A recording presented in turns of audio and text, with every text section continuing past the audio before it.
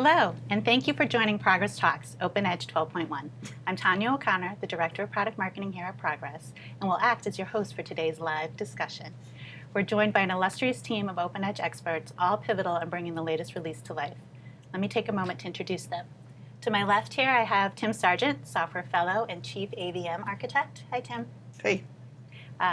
Sitting next to him is Shelley Chase, Software Fellow and Solution Architect. Hi, Shelley. Hey, Thanks for joining us. Oleg Cooperschmidt is the Director of Product Management, responsible for product direction and product vision. Hello, Oleg. Hello. And last but not least, of course, is Rich Banville, who is Software Fellow and Chief Database Architect. Hi, Rich. How are you? So today we're going to have a very interactive discussion talking about challenges of application modernization and what 12.0 and 12.1, which was just released a week ago, Monday, September 9th, what it does to enable customers and partners to address those challenges. Throughout our discussion, you might have a question that might arise. Feel free to post a question within the question panel. And at the end of the discussion, we'll take questions from the audience. We'll also be implementing a couple of polls, so please take note of those and please share your feedback with us. We'd greatly appreciate it. So, many of you know that OpenEdge 12.0 was released in March 2019, and we have a number of customers that have already started migrating with success.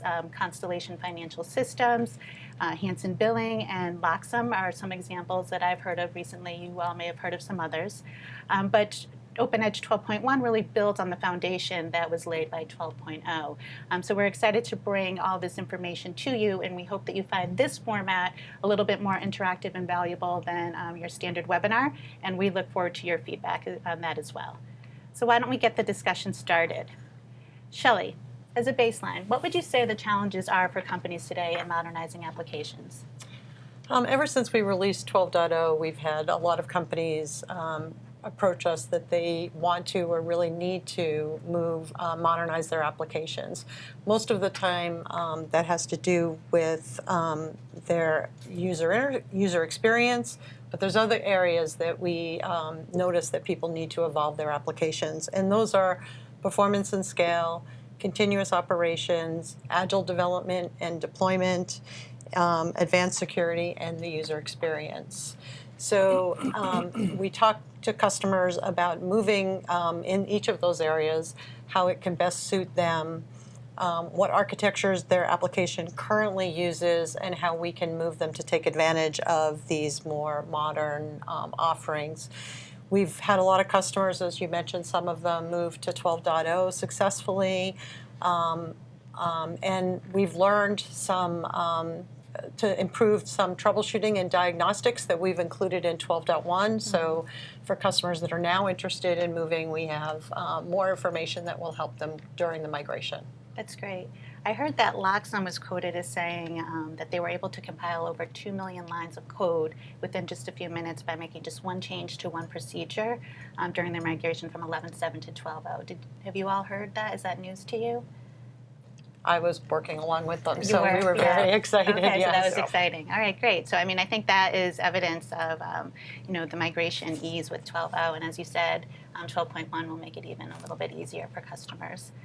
So what would you say, Shelley, is our approach in terms of helping customers and partners assess where they should start with the modernization effort that can be overwhelming? Right. So with those 5 areas, right, it's really important for you to identify what are the driving factors for you to be moving your application, modernizing it. So as I said before, for a lot of people, it's the user experience, but it can also be getting ready for integrating your application with other third-party components. And so that really means adding a REST API or API services layer to your application. There's also a big benefit in the area of security in 12.0 and 12.1 around the integrated security that's with Tomcat and Spring that comes in the box. So a lot of what you had to do before really is done automatically for you with Pass for OpenEdge. So we'd actually like to conduct a poll at this point just to get an understanding from all of you that are watching us what your plans are in terms of migrating to 12.0. So Michelle, would you mind implementing that? Michelle's off screen. You can't see her back there. While you're doing that, we're going to continue our conversation. Rich, one of the things that Shelley brought up as primary in terms of application modernization is performance. I know that we ran a couple of performance tests, 11.7 compared to 12.0. Can you tell us what the results were and what we've done to be able to enable that type of improvement? Sure. So in 12.0, we did some performance testing in several different areas, which I'll go into in a second. And we saw 3 times the performance improvements over 11.7. Of course, this was for certain queries, and your mileage may vary as always. But we've also seen that we also have reports from customers that are seeing similar things. Totus, one of our very, very large ISVs, ran their testing and saw 2.5 times performance improvements. So that's great. The reason for this really is in a client-server environment. We improved on the server side to multi-thread the database server. And what that does is improve the concurrency of requests coming from all these remote clients. So more things are being done in parallel on the server side. And with that, we've got much better use of resources on the server side. And the other big thing that helped us with the performance was the implementation of SSJ, what we call SSJ internally, or server-side joins. So for certain queries that use this new server-side join technology, the join is actually done on the server side. So there's a lot less data that's being sent across the network to the remote client and have additional filtering being done. That doesn't need to be done with these queries anymore. And really based on the performance of your network, the reduced data being sent across and the time lag for the network is a tremendous, tremendous improvement. And lastly, there was one other thing we did on the database server side is we improved some of our latching technology. So again, with those 3 things combined, we did testing and built on each one, but with those testing combined, we saw 3 times the performance improvement. That's awesome. Tim, what would you say we've done in 12.1 to try to continue those efforts? Yeah, well, we're always trying to improve performance in various ways, some small ways and some larger ways. In 12.1, we've improved the query prepare statement especially for networked connections. It's much faster. And in addition, in 12.1, we re-implemented the way that we manage memory in the client. And the performance improvements there were tremendous, especially for dynamic objects, temp tables, data sets, those kinds of things. Especially as the client scales up and has lots and lots more of the objects. But just to follow on, some of the work that was done with respect to the database, the server-side join, which is, of course, the advantage is, especially in a networked configuration, there's work that goes on the client and on the server to prepare the query so that it can be executed on the server. And this is a big project, and it's going to be it is being rolled out over several releases. In 12.0, we had a server-side join for the for each statements and no lock forward-only queries.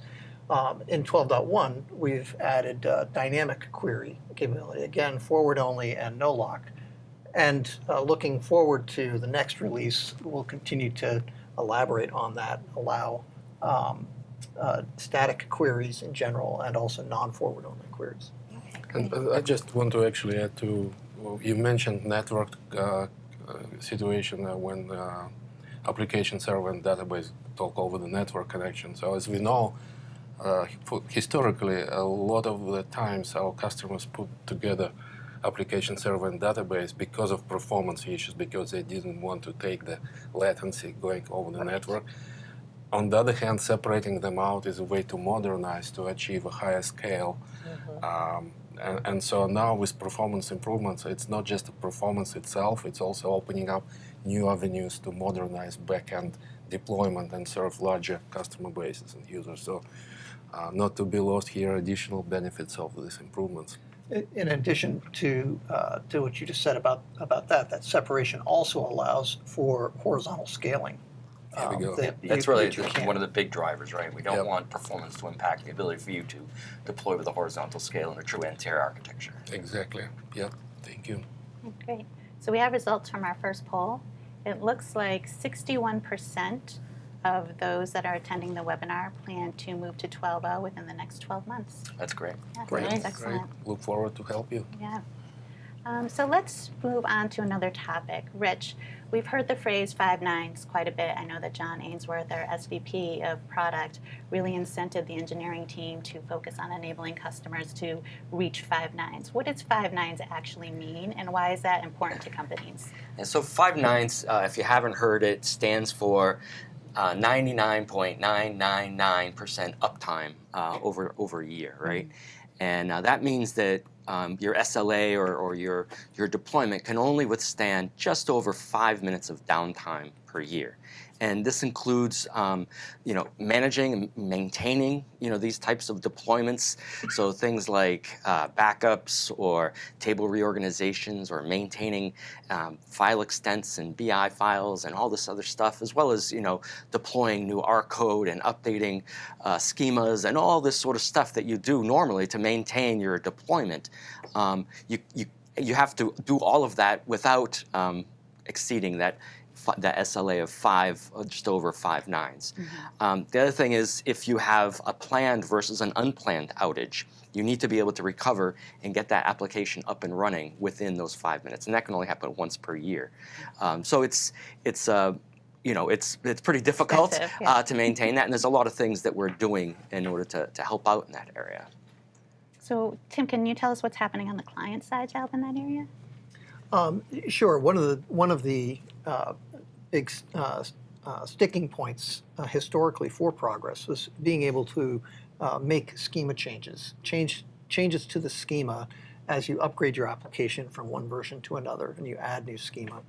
For a long time, with the OpenEdge platform, you've been able to add tables and add fields, add sequences, and so on online. And to do that online. And now we're beginning to tackle some of the things that where you just want to change the schema. You want to do change the data type of a field from an integer to an int64. Well, you can do that in 12.1 online now. And there are several other schema changes that were not allowed to be online, which we're opening up to be more and more online now. The other area that we worked on for 12.1 is a lot of the schema that is really only used by the compiler. It's not, the runtime doesn't depend on it. And there's no reason at all why those can't be changed online. They won't disrupt or impact the running of the application. And we have more planned that we'll be rolling out. And Rich, I just wanted to add to what Rich said about the high availability, continuous operation of 5 nines, that we've really been focusing on this for 12.0 and the 12.x releases. And it will be an ongoing effort but the goal is, as Rich said, is to get to a point where you have 5 nines availability. Which is a little over 5 minutes. We've done a lot in the replication area to improve the failover and failback capabilities. There's a lot more coming in that. So to even give you the ability to upgrade your operating system without having to take these massive amounts of downtime, or upgrade your version of OpenEdge. Right? Now, you can't take more than 5 minutes to do any of this per year, and you want to upgrade your version of OpenEdge. We need to provide you the ability to do that without that 5 minutes. And we've been working, and that we'll see more coming, like as you said. The other thing, in 12.1, we concentrated on making a lot more of the startup parameters that you have in order to maintain your deployment.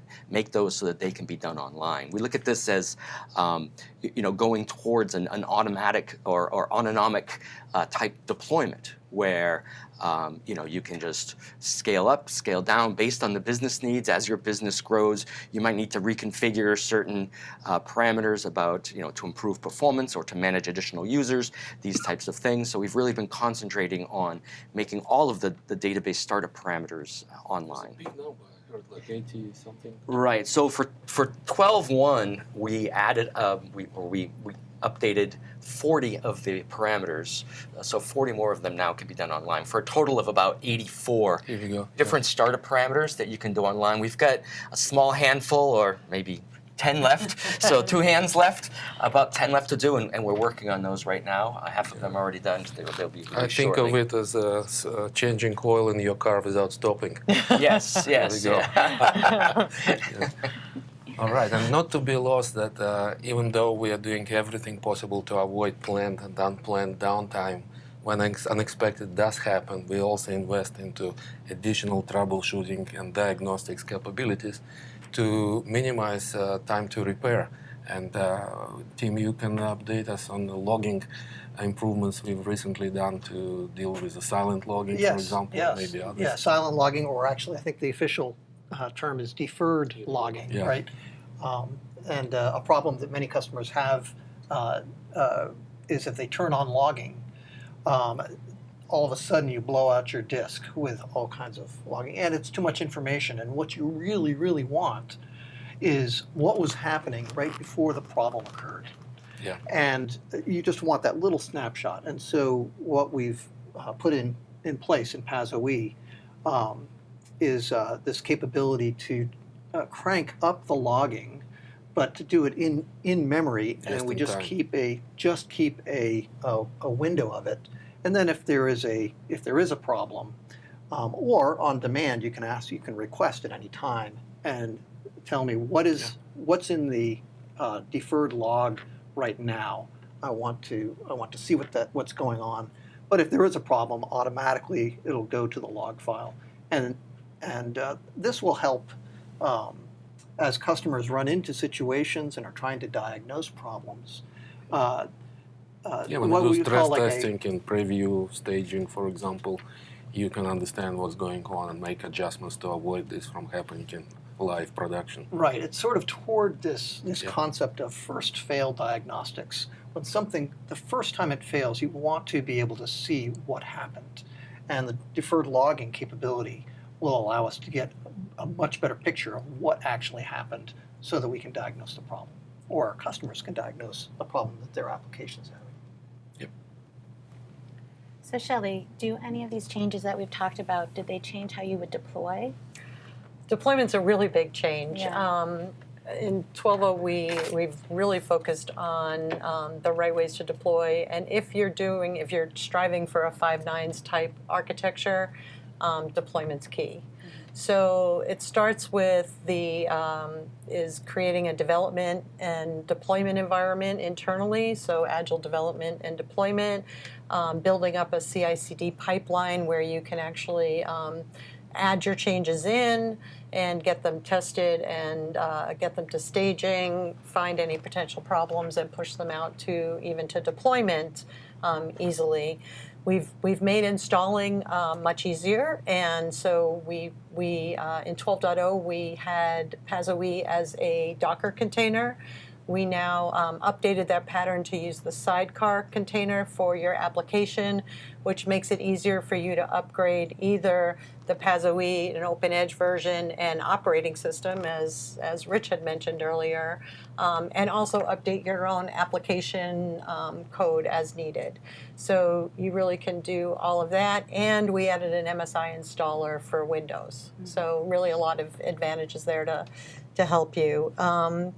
And the other thing to think about is the topology for your deployment. So in order to achieve these 5 nines, you really have to have the right architecture in place to be running for planned downtime and unplanned downtime. So when you have For the database, we look at having replication and hot backups. For PASOE, we look at having multiple PASOE instances and putting those behind a gateway so that traffic can be routed.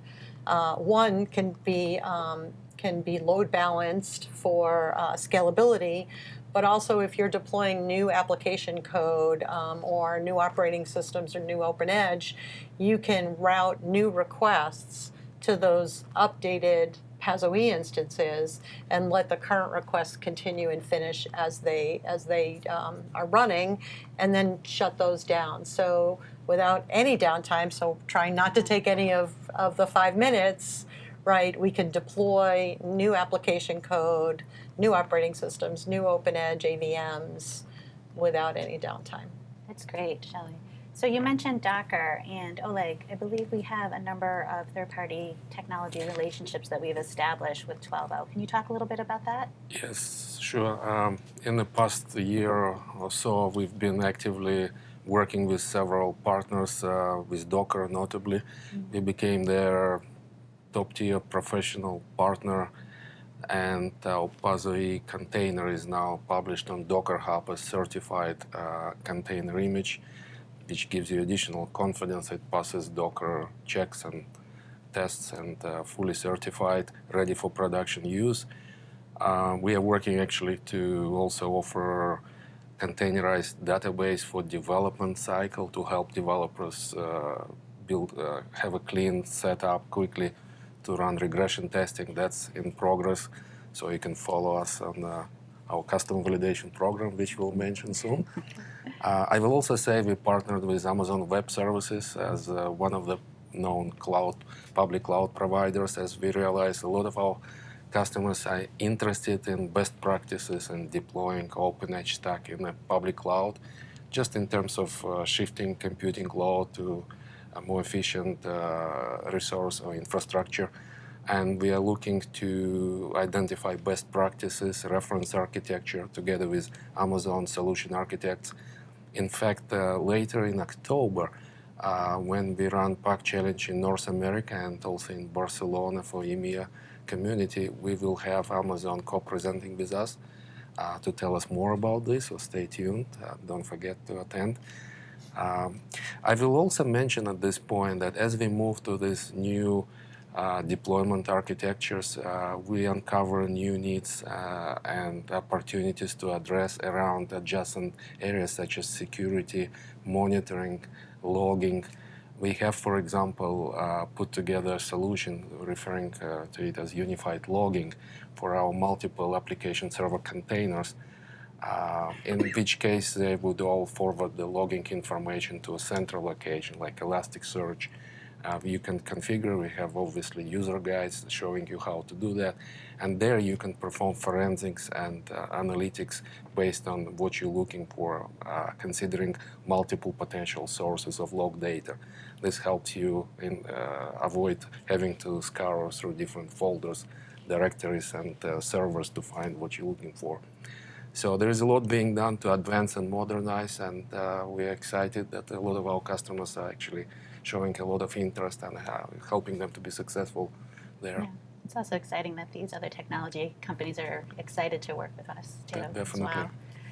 So at the beginning of our discussion, Shelley noted some key areas that application providers need to think about. Performance, I think we've talked about agility, high availability we've talked about, but what about scalability, would you say, Oleg? What are some things that application providers really need to think about in terms of the complexity of applications today?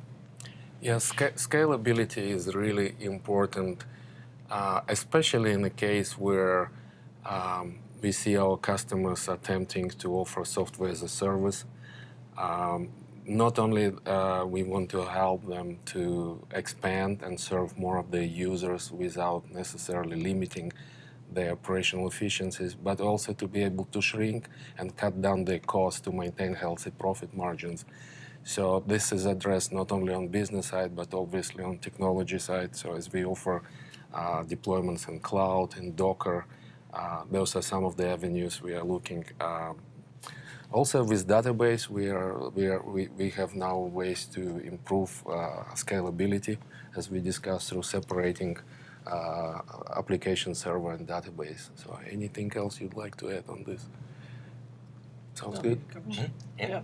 Okay. So I think we actually have a poll question on software as a service. Michelle, if you want to go ahead and run that one, we can take a look at those results. So Oleg, as your role, you're responsible for product vision, product direction, and I know one of the common areas in which we get a lot of that information from our customer base is through a program known as CVP, Customer Validation Program. Would you mind talking a little bit about what Customer Validation Program is and what the benefits are from both the customer perspective and progresses? Yeah, we put together this community to help us ensure that our teams have a good understanding of your pain points, your needs, your use cases. Because ultimately we want to build product that you love, that helps you, and that you adopt. And we see a lot of success and improved understanding of realities and ultimately better engagement on both sides, our internal support teams, sales, and our partners and customers. We see a lot of great discussions going on, very passionate discussions about ABL language, about supporting different platforms. We have learned a great deal from our customers and have used this knowledge to affect our investment decisions and direction. For example, we realize there is a lot of interest in learning how to use DevOps in setting up CI/CD pipelines, continuous integration and delivery. Why? Because it helps to propagate changes faster through development lifecycle and helps you as our customers to compete with a new breed of vendors who build their offerings from scratch based on cloud. Cloud technology is not only flexible in terms of elasticity, footprint, infrastructure use, it also allows propagating changes and improvements faster compared to on-prem. So we have looked at our development tools and monitoring tools to help us modernize them with a view to offer competitive environment for you to be innovative and cost efficient. And that's where we are today. We have made a lot of advancement and doing more on that, so look forward to share. Are there other trends that you're seeing that are really influencing your product roadmap moving forward? We see growing interest in moving to cloud. Granted, this is more visible in medium and larger size companies, but there is a growing interest in shifting computing infrastructures, computing loads to the cloud. How we do that, we are very actively investigating, working with partners, and we want to enable you to be competitive and profitable. So looking at our survey results, it looks like there are about 35% of the base, or at least within this audience here today, that have some apps that they're offering via SaaS. But there's still a percentage that looks like they have no plans to do that. Some of those may not be ISV oriented, so that would explain that. But do you see reasons why ISVs maybe tend not to consider SaaS as an offering? There could be specific industry considerations, security considerations that are unique to geographies or industries, vertical. There may be regulations in place. I've seen a lot of customers who have a mixed customer base. Part of them have moved to cloud and part haven't. We got to realize that at the end of the day, the choice is for end users to agree to a service offering or not. A lot of small customers don't have their own IT personnel to look after upgrades, installs, securing, maintaining, and they're happy to pay the service provider to take care of this under SLA.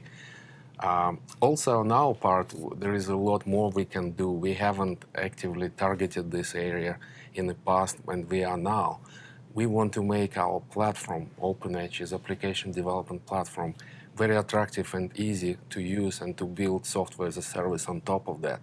That includes both technical consideration, but also how we deliver this platform and how we offer continuous support and confidence in the future. So we are looking, for example, at modernizing our lifecycle, modernizing our security policy around how we provide patches, how we communicate and disclose vulnerabilities. There is a lot we we are planning to do to make it easier and more attractive to set up a SaaS business and help you compete and offer differentiation in your space. So, And if I'm remembering correctly, that number that's about 35% here that are offering, that's a pretty significant jump in the last year or so. I feel like Absolutely, that was lower yeah. in the low 20s about a year, 18 months ago. here you go. What Right. we see across the board that our customers who have SaaS business have that segment growing in double digits, Right. whereas on-prem is fairly either low digits or stable. So I think it's also important or interesting to note that a lot of our customers who do a lot of customization of their application really feel that they can't do a SaaS offering because it's so customized. And what we found is some of those companies are putting their vanilla application in the cloud and really reaching a new market by putting that offering out there for a lower price. They don't customize it. Right. And there's a set of customers that have been really interested, of their customers that have been really interested in it. So it's something for our customers to keep in mind. You So don't you have both to. a high touch and a low touch approach. Exactly. Right. Okay. Yeah. That's great. So Oleg, what's coming? What's next? Give us a glimpse into to beyond 12.1. We have so much in store. We are looking to continue to extending our efforts to offer capabilities to update and modernize database and our deployment of OpenEdge without causing any downtime. There is a little bit more we have planned there. We have plans to advance.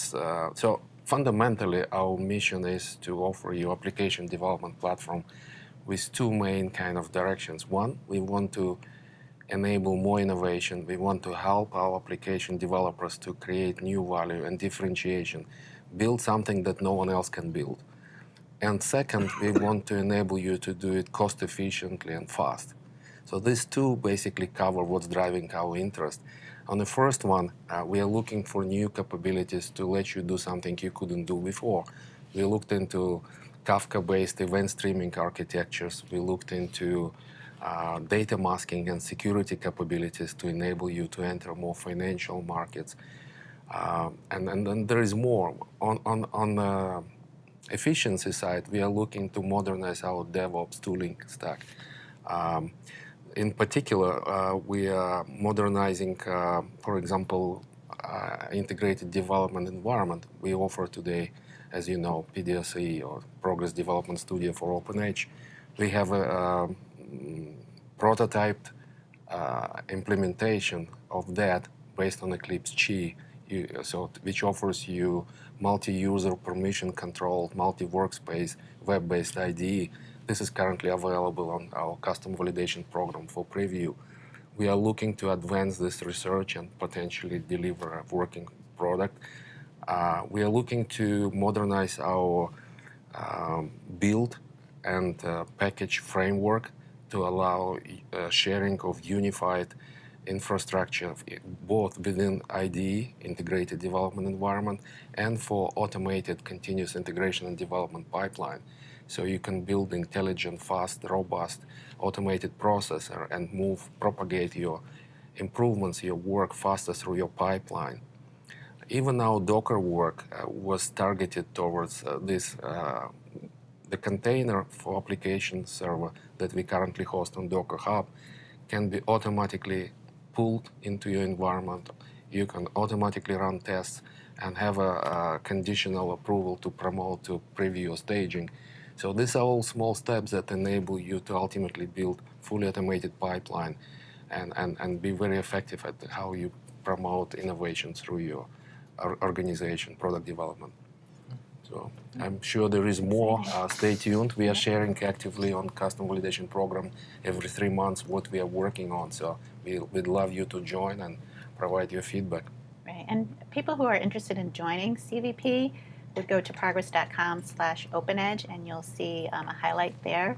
It's really easy to join, as far as I understand. Yeah. We're about 480 people now. 480 people? Yeah. Do you know about how many companies that represents? Over 150. 150? That's great. That's grown exponentially since the last time I heard. It was something like 300. Yeah. Yeah, that's great. So we do have a number of questions. I just went and checked the question panel, and they've been coming in since the beginning. I'm going to just kind of roundtable it, and if it's something that you feel you can add to the conversation, just go ahead and jump in. And then when we feel there's a lull, I'll just jump to the next question. Does that work? That sounds Okay. good. So really simple one to start with, Rich. The performance improvements that you talked about, the 11.7 to 12.0, they're wondering if it's documented in any one place.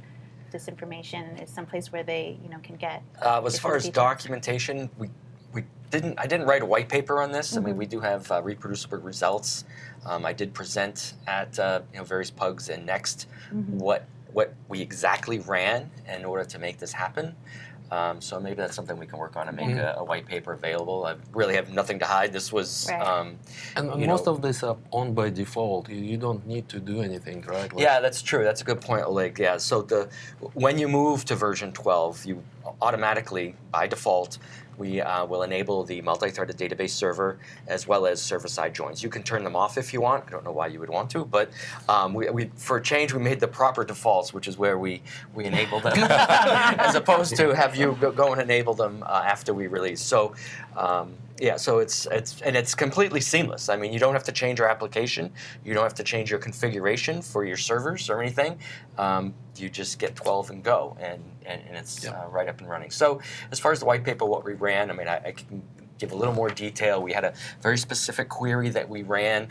We could have come up with better queries to show SSJ even more performance improvement. We could have done a different workload to show an even better improvement for the multi-threaded database server or for the latching techniques that were improved.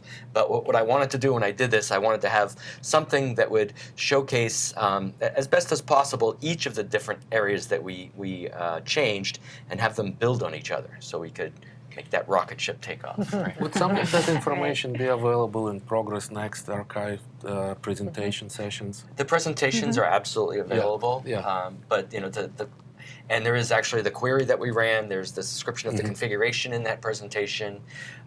It's just not in the format of a white paper. So. Okay. That might be good to do. Yeah, that is. That's a good idea. We can do that. And we can make the presentation available to everyone so that they can see that, as well as you referred to the rocket. I don't know if everybody knows, but we have a video that does a presentation of 11.7 compared to 12.0, and you can see the difference in how quickly the rocket takes off. So we can also note that in our follow-ups. So I have a very specific question here, and it's actually three-pronged, so I'm going to take it a little slowly.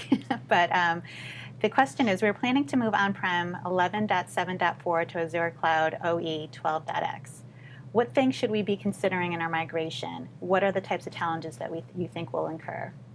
So that's two parts of the question. And then the last one is, do we have any case studies or of any customer that has maybe tried this effort? So from 11.7 on-prem to 11.7.4 specifically, but yeah, 11.7 on-prem to Azure Cloud 12. Yeah, I mean, as I had said before, it really depends on the application architecture that they're starting from and where they're going to. And we would need to understand that to really be able to answer. So the first thing to establish where is the application server starting point, right? If you're already on a new path for OpenEdge, that significantly simplifies the move. Right. Otherwise, that would need to be thought through first.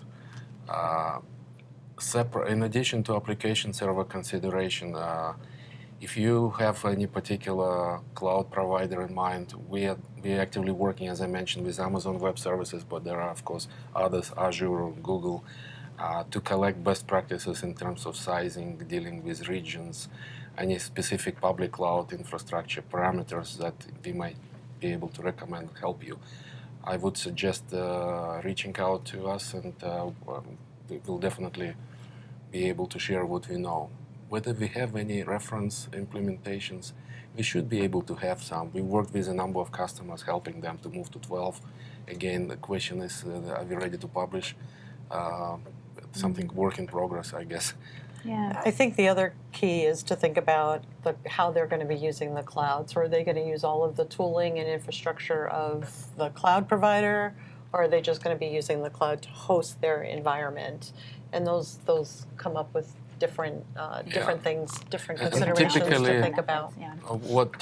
What I see most of the time, customers, when they refer to cloud, they actually set up virtual machines in the cloud that, for all intensive purposes, mimic on-prem deployment with a number of machines. So you need to think of networking, how you patch and secure your operating systems and software. So all the same consideration apply, plus a little bit more. Okay. So this question view doesn't actually show me the company. I would suggest whoever asked that question to reach out to your account manager, and then we can work specifically with your company to answer questions. So the next question I have, I think maybe for you, Tim, but perhaps now. They want more information about how horizontal scaling in 12.0. How many databases are possible? How many databases are The possible? question is, yes.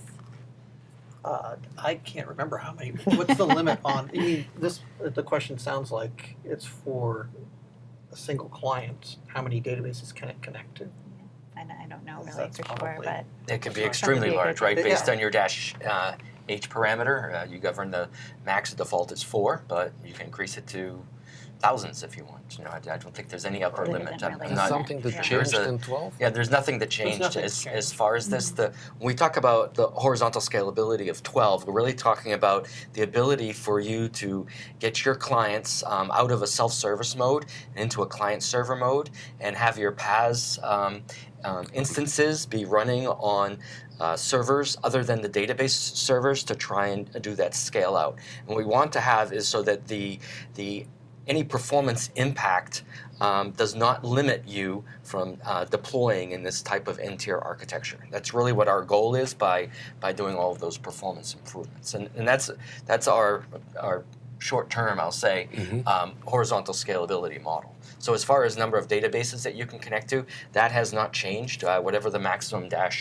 H parameter is today, Right. we haven't changed anything in that area. I didn't think that there was an upper limit, but maybe there is that I don't know. What would be good to understand is what's the motivation for this question, whether it's a storage or throughput, or that would help us make better recommendations. Right. Yeah. I mean, maybe someone is doing their own sharding or something like that, and taking a database and breaking it up into 5 databases and doing their own sharding, whatever, for some other horizontal scalability. It's hard to read into the question, but given how it was asked, I think we've answered it. so we do have some time. If you want to add more color, we can certainly. Number of databases means horizontal scalability of database level, i.e. sharding. So they're talking about doing their own sharding. Yeah, sharding is something from a database perspective that we're looking at as a future. There's obviously no commitment. It's on our architectural runway. Yeah. And we've also brought up this topic with Amazon Web Services team, trying to see if we can use some of the primitives. Maybe, Rich, you Yes. remember that discussion, to build an offering similar to what they have in RDS. But that's very early in discussion, so if you keen and passionate on this, we welcome your posts on CVP, on Customer Validation Program. So this question, Rich, I believe is for you. The SSJs, server-side joins, what impact on server hardware do SSJs have? Impact on server hardware. I mean, I think the threading takes up more resources than than SSJ. Certainly, all of your the sorting capabilities, that type of stuff, is all going to be done on the server now. So there'll be more compute time on the server. I don't have a particular number to answer that. Right. Right.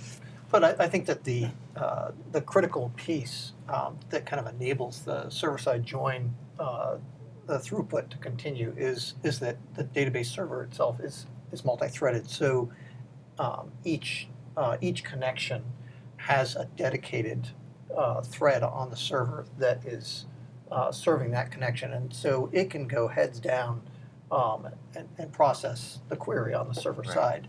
And it's not going to be, nobody's going to be waiting. Nobody else is going to be waiting for that resource. But naturally, I mean, if you're doing more computing on the server side that is going to increase the burden on the server. Right. But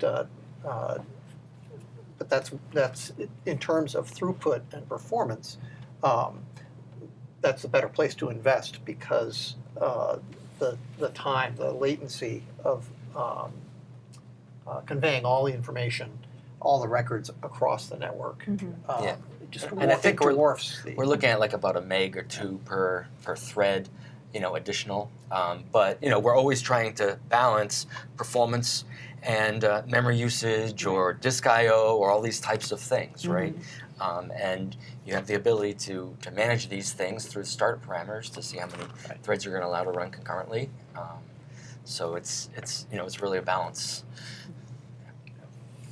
Next question. Will I be able to add a database table trigger online in 12.1? Not in 12.1. Okay. But the work is ongoing right now, and we expect. I can say this one. In 12.2. Caveat. A future release. Future release. But it is. The work is. I think all the work that remains right now is some testing that's going on. Is this question from one of our engineers who's working on it? It's not, no.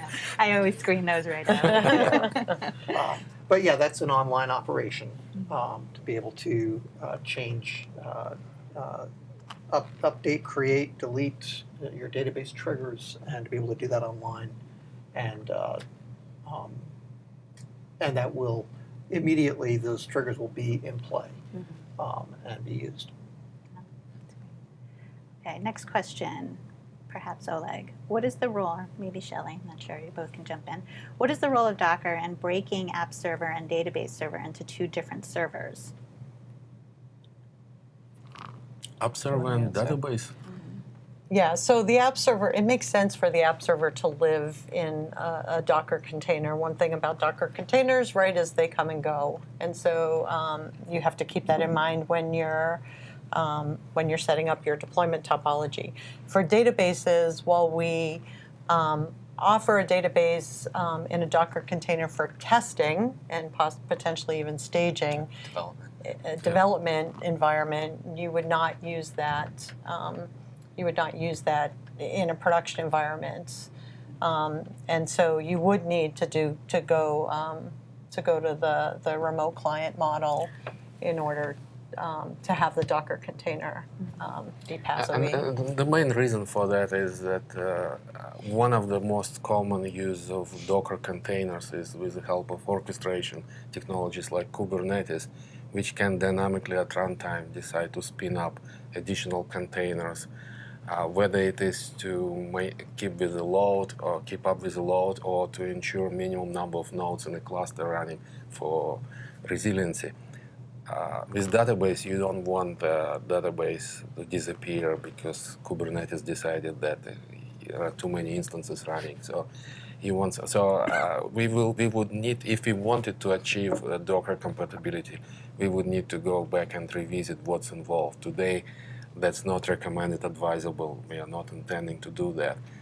I will also say, in general, to echo what Shelley mentioned, some server-side pieces are just more suitable for containerization technologies, and Tomcat-based PASOE is one of such examples. It's very well suited to be run as a Docker container, and so that's where we are. We recommend, sounds good. Yeah, I would just add that if you assumed the opposite in the argument, and you said, well, why couldn't you have the database served in a container or have a server in a container? The problem is that if you have multiple containers, they can't both be opening and being in charge of the database, which is why you have sort of a single source of truth for the database and control of it and management of it. And you would have to put everything in the Docker container, the utility capabilities, self-service clients, all the everything would have to live in that, and that's just contrary to the Docker pattern, which is that you generally have one or just a couple of processes per container. So we have a question about OpenEdge replication. We didn't talk about it specifically, we touched on it, but are there changes in the way we configure and deploy OpenEdge replication in 12x compared to 10.2b or 11? Configuration changes, no. There are, I don't know if there were a couple of new parameters, but nothing major. What we have done is gone from the push model to a pull model to improve the performance of open replication, as well as get us to as near zero data loss if there were some type of an unplanned failover that needed to occur. So that's already happened. The other piece that we're planning to release is to improve the way we do a transition so that the target remains running while through your transition. And then following on to that will be a piece from the AVM where the application will fail over as the database fails over to replication. So from a 10.0 to 11 to a 12, there isn't a lot of parameter type difference. The behavior of replication is very different. It's been very much improved, very much stabilized over 10 certainly, and much more performant now in 12. And VST maybe you. There's virtual system monitoring that we've added to help you, diagnose, see where things are running. We've also added, actually in 12.1, we added the capability for you to validate your parameter files so that you don't, configure all your parameter files and go start your application and it fails because something was configured wrong. We've got a validator that'll happen before that. Again, this is the idea to get that target up and running as quickly as possible whenever you need to reconfigure. And everything is now easy to find in one place in VST tool, right? So something I didn't mention earlier, which I think you're alluding to, is that as we go and make all of these configuration things online, we want a centralized place in order to be able to modify them.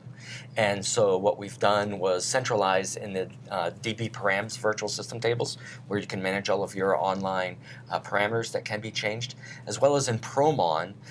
We've centralized in Promon before. There used to be, maybe 10 or so different parameters that you could start parameters that you could change online, and they were scattered throughout Promon, so it's kind of difficult to find. We've taken all of them and centralized them into one location so that you have one place to go to manage all of your parameters online using Promon. So we have a couple of questions regarding the AWS partnership. One of them is, do we anticipate having managed services provided by AWS for Progress? The other is whether or not, they're saying, did you say that AWS would be offering OpenEdge as an RDS option? We haven't, no, we are not at that far in our discussion. What we looked at as a point of reference, AWS RDS offers a number of database technologies out of the box. We have discussed with that team what we could do potentially to close the gap, and they have a number of so-called primitives that AWS native services offer in order for us to investigate how we could make it easier to deploy OpenEdge in the cloud or use it with a cloud deployed application. Some of the things are like, managing NUMA architectures and managing new instances or snapshots or spin-offs of the database while it's running as an alternative to replication or in addition to replication for a high availability deployment. So those are some of the things that we've researched. But I think you mentioned more like an RDS offering. Yes, I think is what you said, OpenEdge like That's an where the RDS. conversation Yes, there is You heard me right. We haven't gotten on the magical list of 5 databases listed on RDS. No, that's And to answer the earlier question, we don't have immediate plans to offer managed services. But we are researching with, as Rich said, technologies as far as making us easier to use in the cloud. So it looks like we're almost at the top of the hour. I have a very serious question for Rich that came in from Mike Fechner. He wants to know why you do not have an OpenEdge sticker on your laptop. Oh, you can see my laptop. So I will have to can get you read you my one. notes too, Mike? No. Make sure you get one soon. It's a brand new laptop, nice and shiny. I'll have a sticker on it by the time I get to the EMEA Pug, Mike. Okay. So speaking of EMEA Pug, there were a few things that I definitely wanted to highlight for you to be able to find more information about everything that we've talked about today. Obviously, obviously, progress.com/OpenEdge is your primary resource for all information. If you're interested in joining customer validation program that Oleg has mentioned a few times, you'll be able to find that link off of that homepage of OpenEdge. We have 2 major events coming up, one in America, Pug Challenge Americas, on October 6th through the 9th. You can also register via the OpenEdge homepage, as well as the Pug Challenge in Barcelona on October 29th to the 31st. Both links are available there, and it's closing in, so you'll definitely want to make your arrangements as soon as possible. And then the last source of information is the Information Hub. It's a new archive of technical information where there lives houses, just an abundance in terms of 12.0 and 12.1 information. There's a lot of information on 12.1 already up there from a documentation perspective, so you'll want to check that out as soon as you can as well. Is there anything else you want to add? Anything you feel that we neglected to mention as a 12.1 highlight? I've got 2 quick ones. Yeah, If we've got 2 seconds. One of the things we did, which was I thought was very exciting, is to increase the number of sequences available. It used to be 2,000 on 8K block sizes. Now it's 32,000 on all block sizes. So that'll help customers that need additional sequences. The other big thing we did was improve the extent management. The way we add extents and how we manage existing extents. So now you can pre-extend variable length extents and optionally mark them as fixed, or just leave them as pre-allocated space to balance the maintenance capabilities versus the performance of allocating space at runtime.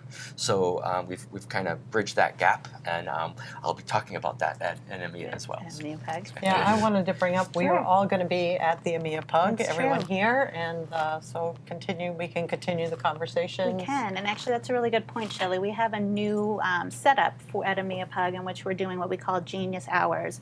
You can actually sign up for an hour, topic of your choice, and you get one of the OpenEdge experts from engineering or product management to sit with you and talk through, whatever your topic happens to be. And so you submit your topic, and we will identify the right individual or individuals for you to meet with for that time frame. So this is sort of a call for all geniuses to come. Yes, exactly. So that If we you get to feel talk that you with are a them. genius, you should be coming. Yes, exactly. All right, I think that's everything. I want to thank you, the illustrious panel, for joining me today. I appreciate problem. all of your insight, pleasure. and all of you for joining our webinar. Thank you. Thanks. Thank you. Bye. Bye.